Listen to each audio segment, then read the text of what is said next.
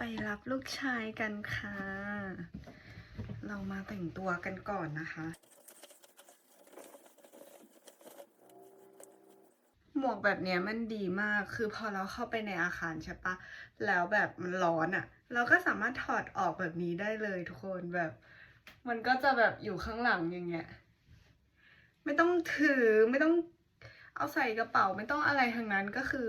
ถอดได้เลย แล้วก็น่ารักด้วย น่ารักอยู่คนเดียวคนอื่นไม่เห็นนะ เพราะว่าใส่เสื้อมันก็โดนบังและใส่เสื้อกันหนาวอะแบบ2 ชั้นอะสมมุติว่าถ้าเราใส่แขนเข้าไปแบบนี้เลยใช่ปะเสื้อแขนยาวข้างในอะเราจะถูกล่นขึ้นมาแบบนี้ ให้ทุกคนจับมันไว้แบบนี้ก่อนนะคะ จับมันไว้อย่างงี้นะแล้วก็ใส่เข้าไป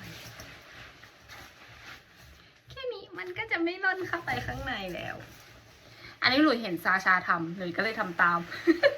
ตั้งแต่ตอนนู้นตอนที่เราไปเรียนฮาร์บินกัน ตอนนั้นที่หลุยยังไม่เบิกเนตรหลุยก็แบบต้องดึงเอามือสอดเข้าไปดึงเสื้อ